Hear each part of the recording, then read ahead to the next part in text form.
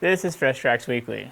So this week we are going to do a deeper dive on grizzly bears. We're going to talk a little bit about the recent attack that happened in Montana and also the increasing frequency that we've been running into bears in the field. As for an update of what we have going on, I once again was out scouting for sheep, probably the most productive trip I've had all year.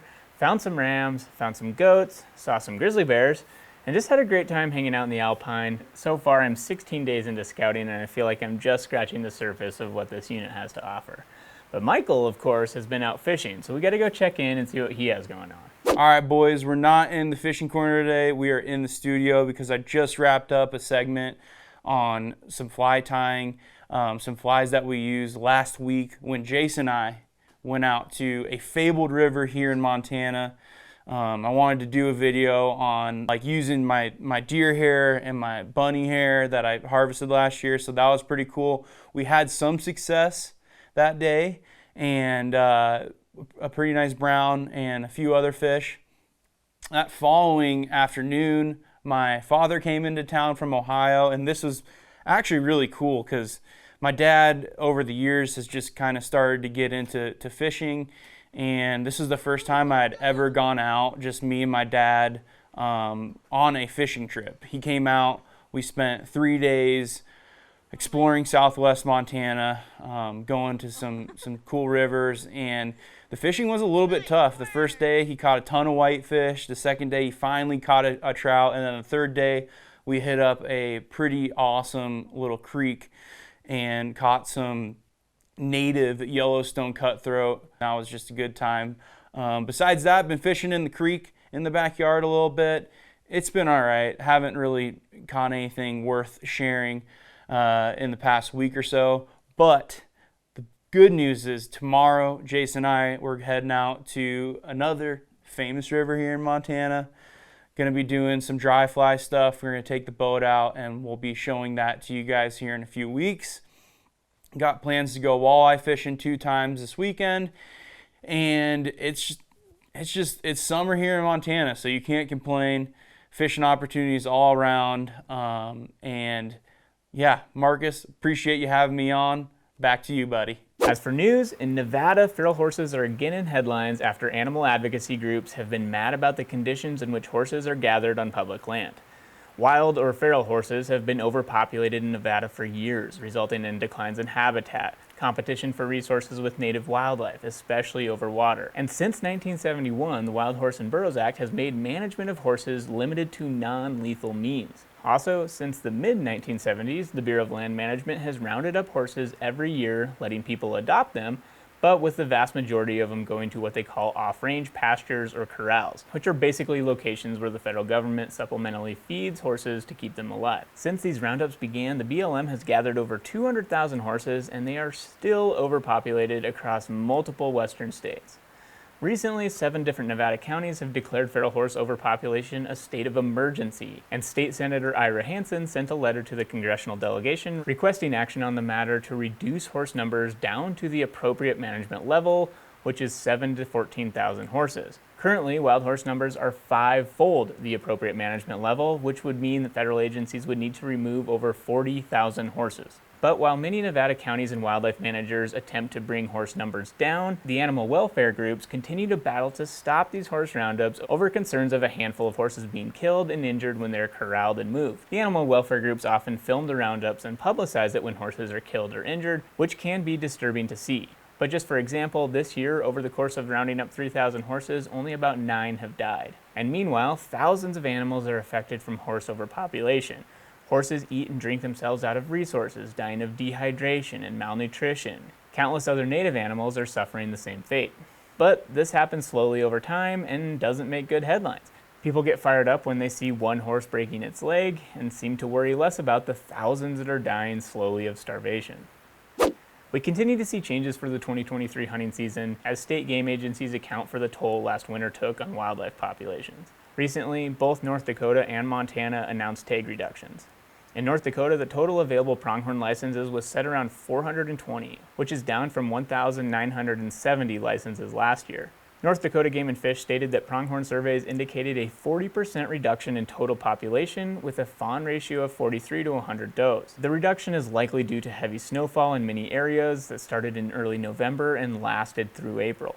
On the bright side, the department also stated that after all of this moisture, the habitat conditions are now excellent, providing a hopeful future for the animals that did survive. In Montana, mule deer quotas were recently adjusted down as well due to lower than desired survival and recruitment rates. The reduction in quota came exclusively from restricting doe harvest.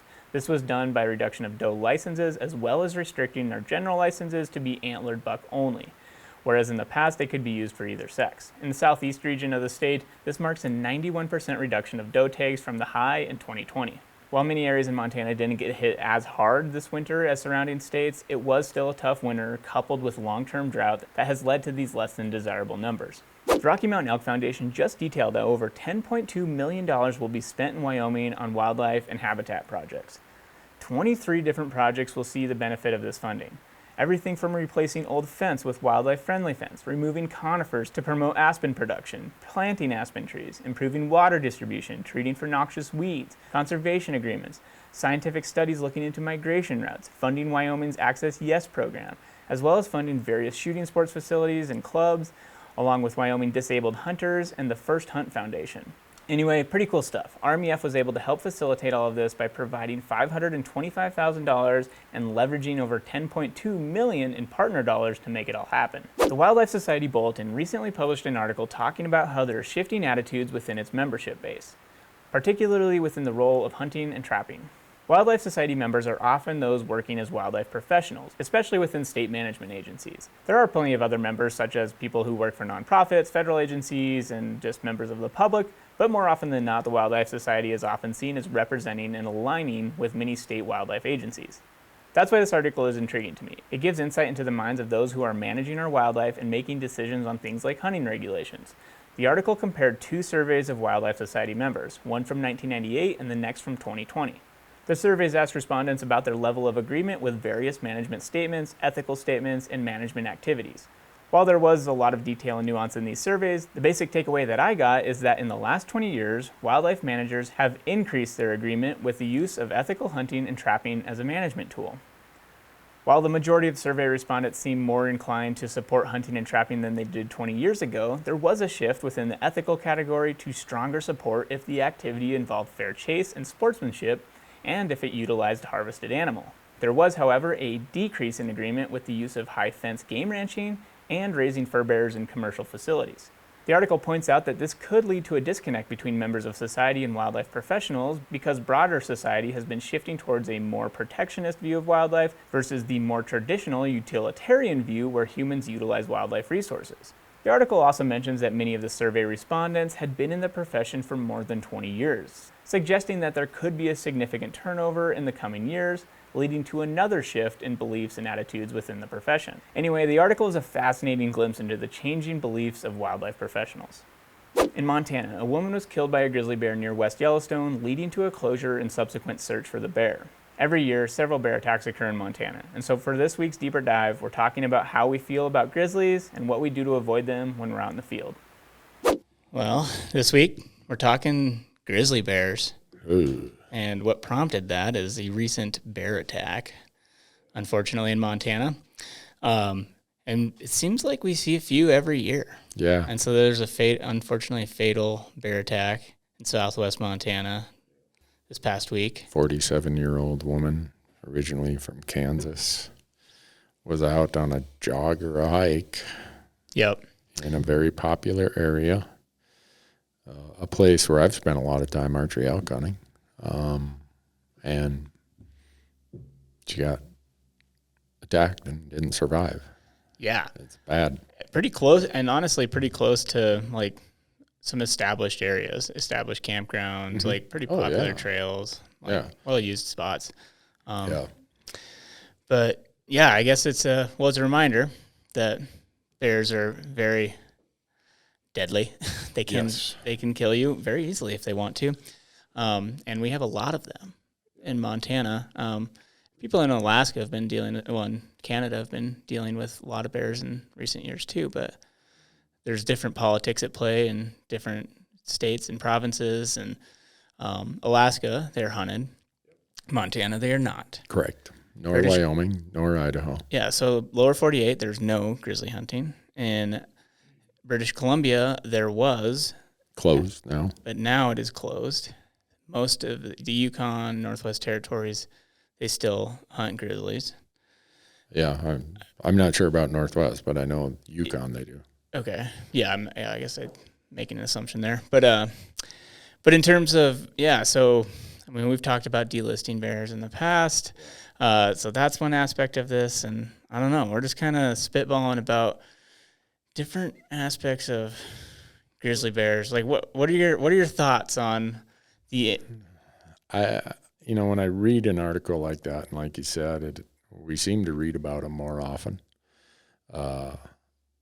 Obviously, it's like, oh man, I feel terrible for her and her family and all that.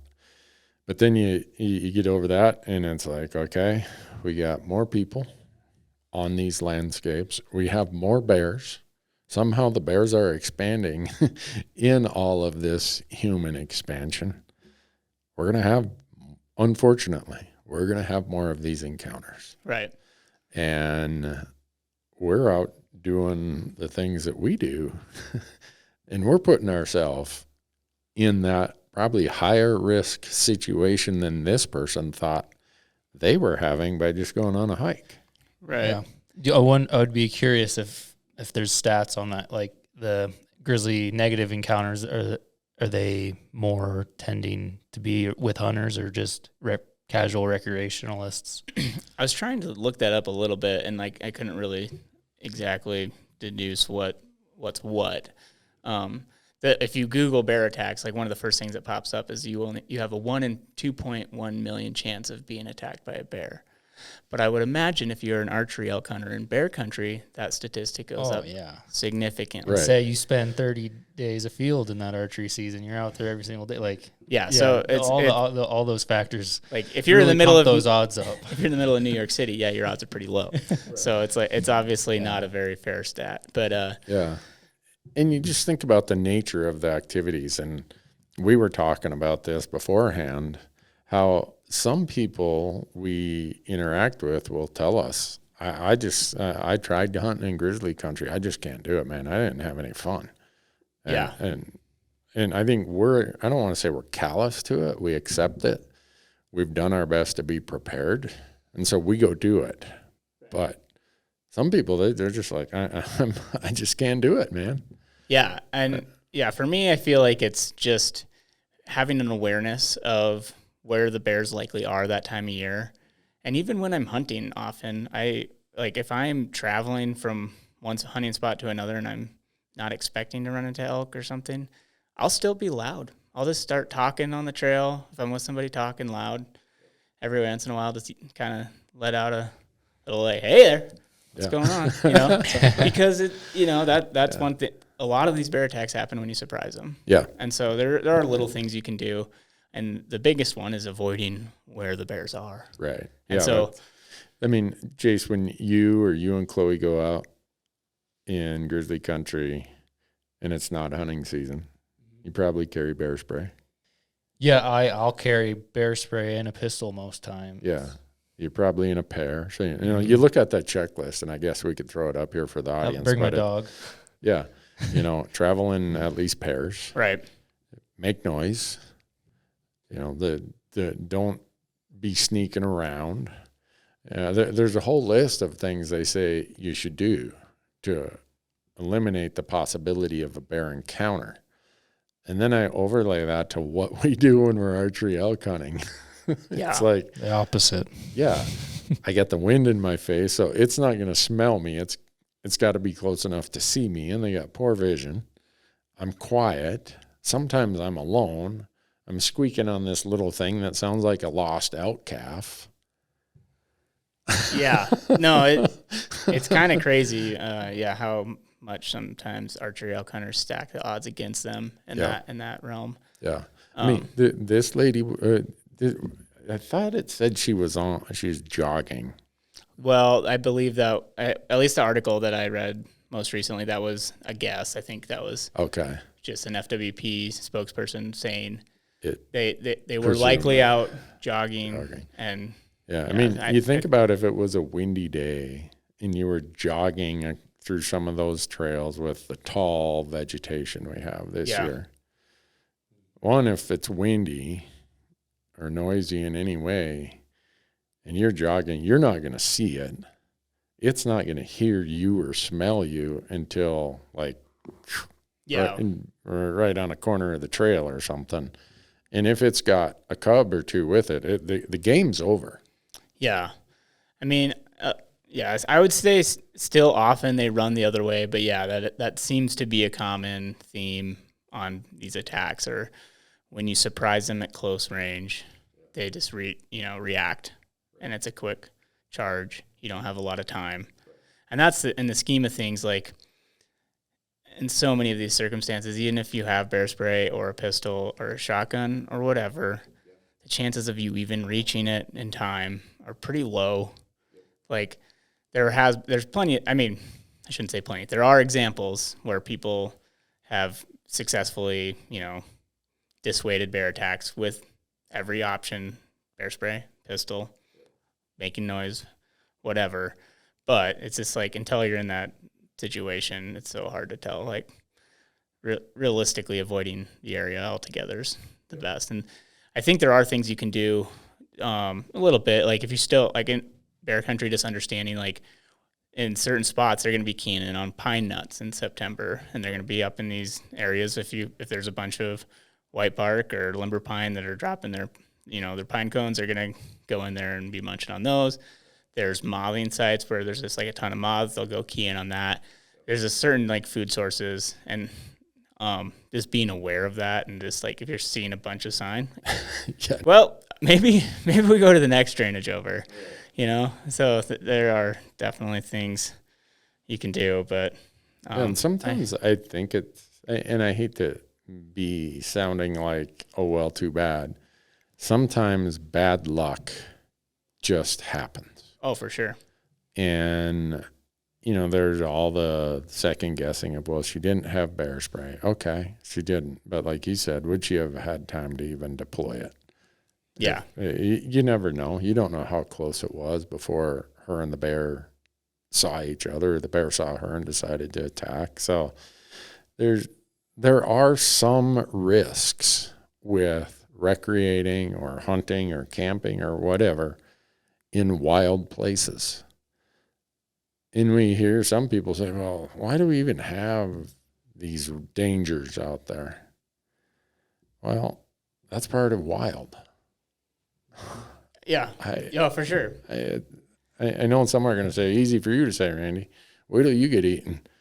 No, I get that. But if we say we want wild places, part of what comes with that is that risk. Yeah. There's not escalators there for you to easily get up the rock face. There's mountain lions. There's a lot of stuff there that has some risk to it. Yeah. And unfortunately, in this case, just that risk came to this terrible end. Yeah. Yeah. And then in the scheme of things, like there's a lot of other things that, like you said, it can kill you or injure you. And I saw 2 grizzly bears this weekend, but my biggest injury was slipping and falling on some rocks, not the bears. So, have you had any encounters, Jace? No, No, and I'm okay with that. Yeah, I've had 2. 2? Yeah, and this is where when we talk about good luck, bad luck, right? Both times I was coming through an area that was heavily vegetated. One of them, I was calling to some elk I saw up on a hill, and me and the bear met, one on a knoll, like right at a little rise in a trail, and one me coming around a corner. Fortunately, and this is where good luck is, I think they were both boars. They were very large bears. They were not defending cubs. They weren't defending a food source, and they turned and ran. But they were so close. They're like 20 yards. Wow. If they would have decided, or that would have been a sow with cubs, or I would have stumbled upon a carcass or something they were defending, I very likely would not be here talking to you guys right now. And that's just the luck, right? This lady, if she would have ran into a boar rather than a sow with cubs, he might have just hightailed it out of there. Like, I don't need any trouble. Yeah. No, and most often, I've never run into one at close range. I've always run into them, at a distance, like right around 100 yards is the, closest encounter. And I just kind of talked to him, and he turned around and ran the other way. And that was as simple as it was. Black bears have run into a lot closer and never had an issue with them, but they've always turned around and run the other way. So, it's not like every grizzly bear out there is going to maul you, It's just, like you said, luck of the draw. Yeah, and I think most of them learn how to stay out of trouble. Yeah. Which I think, so I'm curious what you guys think about this, because I feel like there's a theory, and I have no idea if it's true, and I'm not trying to, well, I don't know what I'm trying to do. But you're going to poke the bear. Poke the bear a little. So in Alaska, when they've been hunted for a long time, right? The theory is that because they've been hunted, they have this stronger respect and fear of humans. Do you think that does start to play a role in lessening the likelihood of these like bear attacks? Like when the bear does encounter a human, it associates the human with danger, versus in Montana, where they haven't been hunted their entire lives and they encounter a human, they might not have they don't know to fear humans. Yeah. So that's the theory that here bounce around. It makes sense in my head, right. But I don't know if there's actually any validity to it. I don't know if there is either. I mean, I get the logic behind it, but how are we going to go train these 1,000 grizzly bears within the greater Yellowstone area any more about humans, short of taking a shot at every one of them?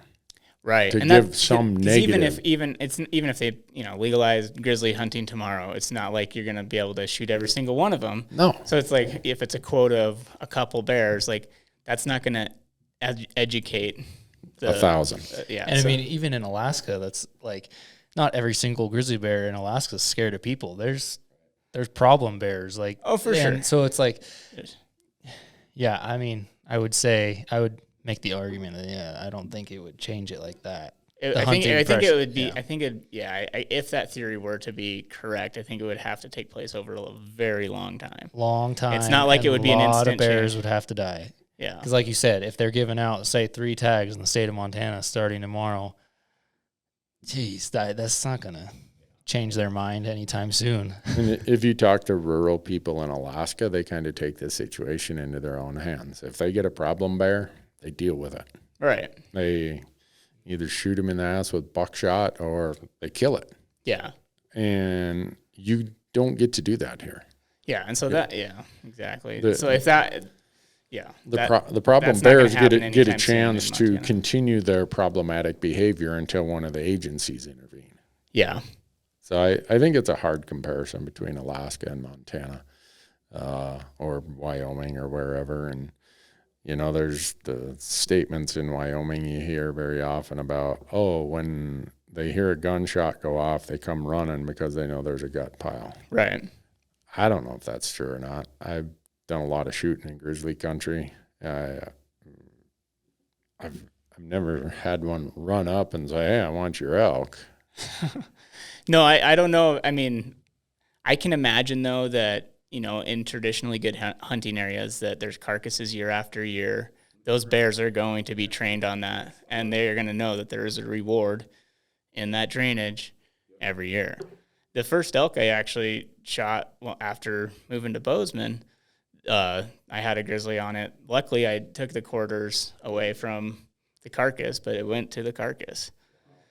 And so I was able to get the quarters out of there. And of course, I was an idiot and didn't have I shot it with a rifle, but I didn't have any bear spray or rifle when I was going back to get quarters. I was just running back to get quarters like an idiot. I'm like, those are really big grizzly tracks. They were not here a second ago. And then he's like, Marcus, that's what does Norman McLean say? We were too young and foolish to know we owed the world a tragedy. Yeah, I think it was because I was packing them out 1 quarter at a time, and I came back. There's 2 quarters left, and I I think I tied a rope to one and bear hugged the other one and just started running down the hill and got down a little ways and then like strapped one to my pack and just drug the other one the whole way out. Well, those are things that, our audience is mostly the hunting audience. There are things that you need to do to mitigate or lower the risks. Keep a clean camp. Yeah. Follow the food storage regulations. They don't have those there just because they want to be a nuisance to us, right? They give these guidelines. And if you shoot an animal, you did the right thing. You brought the carcass or brought the meat away from the carcass. Yeah. Never hang your meat right next to the carcass. Hang it someplace where when you approach, you can see it from a distance. And there's all these things that they give us the checklist of what we should do. And by doing those, hopefully, you aren't just that bad luck event that happens. Yeah. Don't ignore that stuff and make it a greater likelihood that you're one of those bad luck events. So I don't know that you can convince people to be comfortable in grizzly country. I think you're blissfully ignorant that they're here, and then you don't worry about it. Or you learn to accept it like we do, or I think there's just some people that if you aren't comfortable in grizzly country, don't go hunt there or don't go camp there. Yeah, I'll be the first to admit that the majority of my hunts that I'm out solo hunting, I will, majority of the time, not go to grizzly country to hunt by myself. I'm not ashamed to admit that, but no, grizzly bears, they do freak me out a little bit. So yeah, and it's so much more enjoyable because I've spent days out in grizzly bear country where it's in the back of your head like the whole time you're out there, and it's like I come out to hunt to have a good time, enjoy myself. If I'm kind of like worrying, then I'm not having as much fun. So I go out to a place where I know don't have to worry about them, or they're a lot less likely to be there. It's like I still carry my bear spray, but it's not something that's just eating at me the whole time. Yeah. And yeah. How do you sleep in grizzly country, Marcus? Well, edgy? I sleep great. Yeah.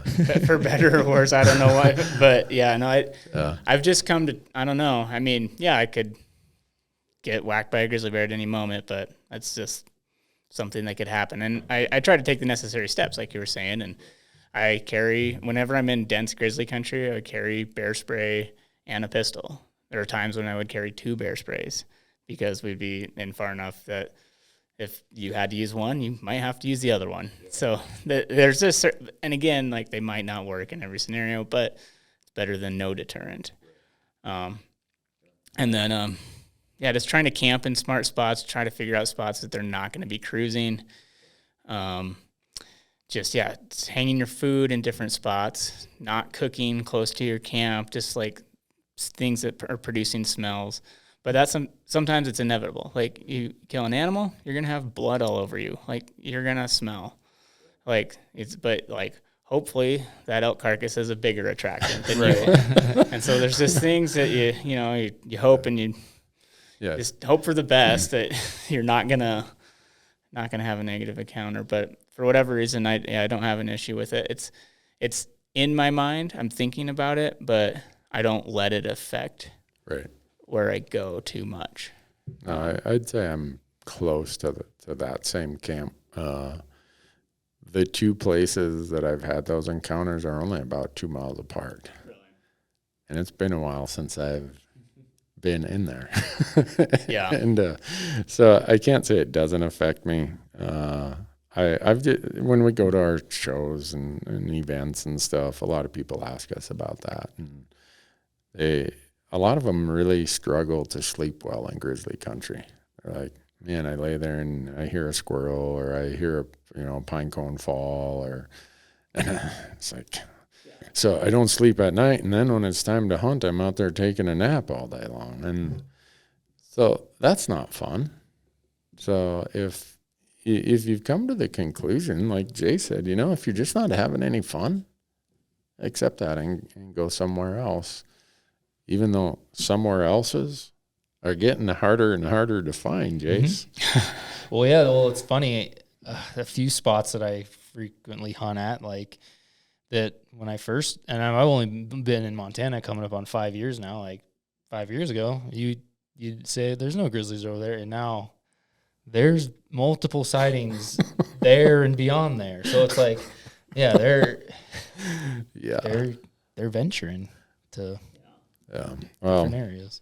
I feel bad for that lady. I feel bad for any family that happens to. I don't know the solution to it short of getting rid of all the grizzly bears. And I'm not in favor of that. Yeah. It is, like you said, though, it adds to the wild. I mean, it's unfortunate when things like this happen, but you still have a way better chance of dying in a car accident on the way to the trailhead. In the scheme of things, there's a lot more things that are going to kill you. It's just, I think bears are intimidating. They're scary. It's pretty gnarly to think about that as a way to go, but the chances are pretty low in the scheme of things. So yeah, and the Hugh Glass type stories they captivate our minds and our audience, our imagination. Yeah, and they end up making headlines. Yeah, and so anyhow, from I guess my takeaway from that is it just reminds me to rethink it again. How much time I spend in that general area is enough to make me say, all right, Randy, should you be in this area or should you be up higher? Should you be lower? Should you be, like you were saying, go to the places they're not at. Yeah.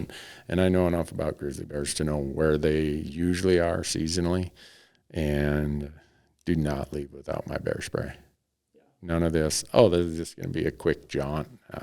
Heck with the bear spray. She probably thought, there's ATVs, there's vehicles, there's houses. I don't need bear spray. Maybe, I don't know. Yeah, it's hard to know, but who knows? So, but hopefully that's the last report we'll hear of this year. Yeah. Or for a long time. But in archery season, we usually hear of 3 to 5 of them. Yeah. Usually it's the average in archery season the last few years. So, well, let's be safe out there, you guys. Yeah, be smart. Be safe. The best way to be safe is to be smart. So, all right. With that, we'll wrap it up. So thanks. When you go out this weekend, Marcus, scouting, yes, keep your head on a swivel. Yeah. There's a lot of them in there. Yeah. Turns out. Yeah. Be careful, man. All right.